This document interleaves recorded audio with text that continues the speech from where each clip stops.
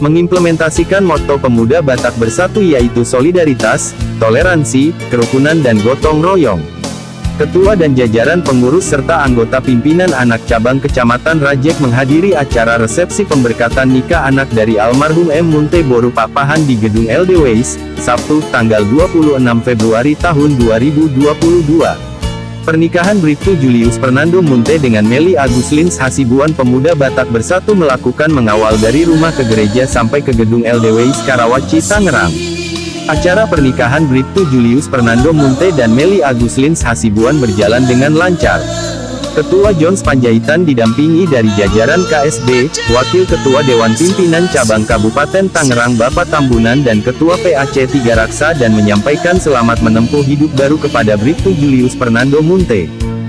John Panjaitan menyampaikan ucapan selamat dan berbahagia kepada kedua pengantin. Ucapan yang sama juga disampaikan dari Ketua PAC 3 Raksa dan DPC Kabupaten Tangerang, berharap semoga hubungan kedua mempelai menjadi keluarga yang turut pada orang tua dan takut akan Tuhan. Ucapan doa kepada kedua mempelai harapannya agar nantinya keduanya menjadi keluarga yang baik, bahagia dan sejahtera.